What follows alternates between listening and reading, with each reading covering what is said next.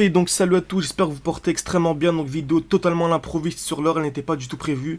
Mais je viens d'ouvrir les graphiques, je viens de voir une très belle configuration. Selon moi, l'or va chuter immédiatement. Selon moi, on va avoir dans les prochaines minutes une chute de l'or tout simplement. On est en 5 minutes, mais voilà, ce qui compte ici c'est l'analyse technique. Ah, c'est totalement direct, on voit la chute en direct. Magnifique, magnifique, magnifique. Donc voilà, pour les plus sceptiques, hein, vous pouvez vérifier l'heure. Nous sommes bien le 27 juin 2023, il est 14h30. Bah j'ai bien fait tourner la vidéo, car on a la chute de l'or immédiate. Très bien. Donc je parle un peu rapidement pour que vous puissiez profiter du mouvement. Pour rappel, on a ici deux très belles zones de QH, ok. Donc cette très belle zone de QH, donc le marché est venu taper une fois, deux fois, quasiment au même niveau, hein. On voit cette demi-droite en bleu qui est vraiment très très propre. On va taper une fois, deux fois, exactement au même niveau. Donc ce qu'on appelle une zone de QH, très bien. Ensuite, on a cette deuxième zone de QH qui est vraiment magnifique. On vient taper une fois, deux fois, trois fois, quatre fois, cinq fois, six fois, sept fois, quasiment au même niveau également. Donc j'ai relié tout simplement ces points. Et on a une nouvelle zone de QH, une nouvelle zone de liquidité. Très bien. Ensuite, ici, en 8 minutes, nous étions extrêmement overextended. Donc qu'est-ce qu'une overextension? Le marché, on a un beau mouvement haussier ici, composé de 1, 2, 3, 4, 5, 6, 7, 8 bougies vertes d'affilée. 8 bougies vertes d'affilée sans aucune bougie rouge, ok. Donc la bougie rouge à droite, elle ne compte pas, c'est la bougie de retracement, tout simplement. On avait 7, donc 1, 2, 3, 4, 5, 6, 7, 7 bougies vertes d'affilée, sans aucune bougie rouge, avec très peu de mèches. On voit quasiment aucune mèche durant tout le mouvement haussier. Donc c'est clairement, on aura clairement ici un retracement. Car comme vous savez, la smart money ne peut jamais monter de manière impulsive, ok. Elle ne peut pas monter de manière infinie. Donc par la règle des 30, on va tout simplement utiliser la règle des 30. Donc je vais vous montrer comment est-ce que je l'applique. Donc 8 minutes. On va d'abord convertir 8 minutes en secondes. 8 fois 60, ça fait 480, divisé par 15, divisé par 30, pardon, la règle des 30. Ça nous fait du 16. Donc on va aller en 15 secondes et on s'attend ici à une distribution et c'est exactement ce que l'on a eu. On a eu ici une très belle distribution. Donc on est venu taper une fois, deux fois, quasiment au même niveau. Donc on a relié ça tout simplement par des points. Ok, on a cette sorte de rectangle qui est simplement appelé une zone de QH. Très bien. Ensuite, on a eu le mouvement haussier, on a eu la cassure dans l'autre sens, ok. Donc liquidation, cassure dans l'autre sens. Donc à partir de là, ok, à partir de là, on pouvait clairement s'attendre à une baisse. Ok, donc où est-ce que je peux? Tac, je vais prendre ici, ok, à partir de là, dès la cassure ici, donc le dernier mouvement haussier, nous sommes venus casser, donc ça s'attend directement à une très belle baisse. Excellent. Et là, voilà, donc où est-ce qu'on peut, où pourrait être notre TP, même si vous savez très bien, moi je ne prends pas de vente à découvert. Mon but en analysant des chutes, c'est de pouvoir tout simplement revendre ces actifs, que ce soit l'or, les crypto-monnaies, etc. Ou les actions, c'est toujours la même chose, toujours les mêmes principes, pour pouvoir les racheter plus bas.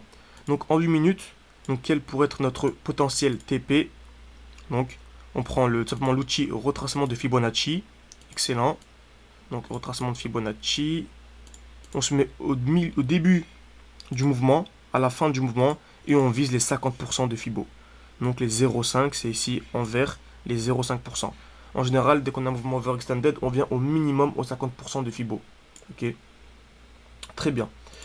Parfait, parfait. Et en plus de cela, on remarque que ça concorde parfaitement avec le dernier mouvement baissier. Ok. Donc ça concorde parfaitement, pardon, avec ce bon petit bloc. Donc le bon mouvement baissier avant la hausse. Donc je m'attends ici clairement à ça. Je m'attends à un retracement, un retour dans ce bloc, ok, donc au minimum à 50%, pour ensuite avoir le mouvement haussier, venir liquider cette zone de QH, très bien, et ensuite venir liquider cette deuxième zone de QH qui est vraiment très très propre, très bien. Donc voilà, voilà. On peut également aller en plus petit time frame pour voir un peu ce qui se passe, très bien, donc on va retourner en 15 secondes pour voir la distribution, et on remarque quoi ici, que c'est vraiment magnifique. Donc même pour ceux les plus sceptiques qui me disent tu partages des analyses en 15 secondes, 10 secondes, ça sert à rien. Nous, ce qu'on veut, c'est avoir des gros mouvements horaires en un mois, en daily. C'est toujours la même chose. En fait, tout ce qui est applicable en 15 secondes, c'est applicable en peu time frame. C'est-à-dire une personne qui sait trader parfaitement en 15 secondes, 5 secondes, 10 secondes, elle sera tradée de manière vraiment excellente en peu time frame. Ici, on remarque quoi? On a eu le mouvement baissier, très bien, donc très belle overextension ici, donc que des bougies rouges. Donc on s'attendait ici à un retracement. Et nous sommes revenus où? Pile poil dans notre dernier bloc.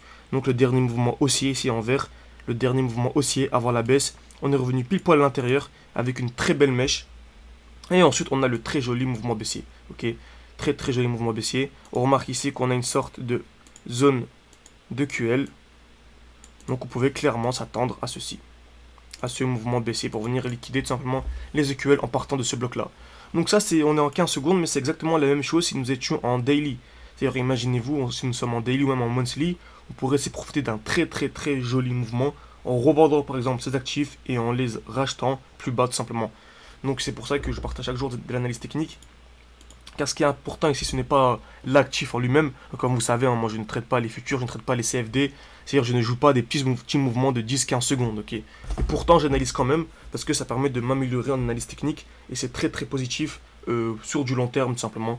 Lorsqu'on applique ces principes à tous les autres actifs capitalisés tout simplement. On remarque également que la zone que l'on a tracée ici, cette zone 2QL, c'est une zone 2QL vraiment très très faible. Ok. Voilà, c'est vrai, on a vraiment un petit mouvement baissier. Ok, on a vraiment un petit rebond ici, donc ça fait un point. Ici, un deuxième rebond à l'intérieur. Donc voilà, c'est vraiment pas très propre. Ce genre de zone d'EQL, surtout en 15 secondes, où c'est pas des EQL exacts, ou vraiment des mouvements comme celui-ci, par exemple. Si on avait ceci, si on avait un mouvement comme ceci en 15 secondes, là, c'est vraiment une belle zone d'EQL. Mais là, ce qu'on a eu, c'est juste ça. Voilà, c'est pas vraiment très très propre. On voit pas vraiment un beau mouvement baissier, ok. Donc on voit que ce mouvement, la première touche a été créée par un petit mouvement baissier. Donc c'est pas vraiment un réel mouvement baissier avec une vraie hausse et ensuite une deuxième touche. Donc voilà, je pense qu'il vaut mieux supprimer ça. Ce n'est pas vraiment une très belle zone de QL. Voilà, surtout en 15 secondes, je ne vous conseille pas du tout de tracer ce genre de liquidité.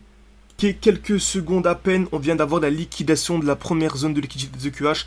Donc pour toutes les personnes qui ont suivi mon ebook, je pense que voilà, vous voyez vraiment en direct encore un cas concret. Donc voilà, qu'est-ce qu'en gros pour résumer, ici on s'attendait à l'overextension, mais on avait ici la zone de QH qui a absorbé, qui a aimanté le prix tout simplement, et on va clairement avoir une réaction après la liquidation des EQH, ok. Donc ici malheureusement on n'a pas eu, plutôt malheureusement ou pas du tout, hein, au contraire, nous on s'adapte tout simplement au marché.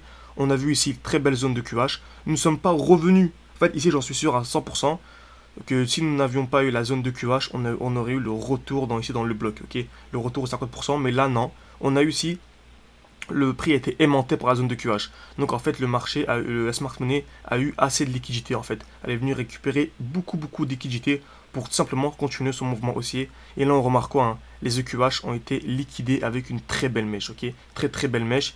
Donc on voit ici, dès qu'il y a eu la liquidation, il y a eu une réaction et il y a eu un petit mouvement baissier. C'est comme ça que le marché tout simplement se comporte lorsqu'il arrive très proche de très grosses zones de liquidité comme celle-ci. C'est pour ça qu'il faut vraiment imbriquer les différents concepts. Faut vraiment tout imbriquer, ne pas trader de manière bête, voilà, supply, overextension, distribution, j'applique. Faut vraiment avoir une vision globale du marché et vraiment bien comprendre comment est-ce que fonctionnent les différentes liquidités. Et c'est pour ça que je vous conseille vraiment de backtester. C'est avec le backtesting vraiment qu'on se développe et qu'on s'améliore en analyse technique, tout simplement. Parfait, donc tout se passe exactement comme prévu. On a bien eu ici la liquidation, ici de la très belle zone de QH, ok. Bien sûr, on est venu liquider cette zone de QH sans liquider celle-ci, ok. En fait, cette zone de QH, c'était une sorte de complément à la distribution. Ça permettait de récupérer encore plus de liquidité pour pouvoir combler l'overextension et effectuer simplement le retracement. Et c'est exactement ce que l'on a actuellement, ok, magnifique. Très belle mèche qui est venue liquider les EQH. Ensuite, on a eu le très beau retracement. Et on remarquera donc que ce point bas là, c'était simplement de l'inducement. Ok, de l'inducement, donc c'était pas un point bas protégé, tout simplement, c'est juste un point bas qui permettait de récupérer encore plus de liquidité. Là, on s'approche de ce gros bloc. Et donc voilà, dans ce bloc, on aura sûrement la réaction, simplement. Une très belle réaction qui va absolument provoquer un joli mouvement haussier. Et ensuite, à moyen terme, le but est tout simplement la liquidation de cette très très belle zone de QH en bleu. Donc pour rappel, tout ceci va être présenté sur notre Twitter seulement et notre Telegram. Donc le lien est en description. Voilà, tout va être détaillé sur TikTok et Telegram. Car ici on est en direct, je parle un peu rapidement. Donc n'hésitez pas à me dire hein, si je parle un peu vite ou quoi. Et mettez des likes, mettez des commentaires, ça m'aidera énormément simplement pour la suite de cette vidéo et le développement de la chaîne YouTube. Donc la vidéo fait déjà presque 10 minutes, donc n'hésitez pas à me dire si ce genre de contenu vous intéresse en commentaire. Donc voilà, si je vois qu'il y a comme d'habitude 50 likes, je ferai une vidéo update demain ou après-demain de l'analyse pour vous dire si cela s'est bien déroulé ou pas. Mais si on a un peu de chance, on sait déjà que la moitié tout simplement s'est bien déroulé. Donc vu qu'on est en direct, on a vu que le marché, le mouvement baissier s'est déroulé de manière parfaite. Donc on va tout simplement s'attendre au beau mouvement haussier.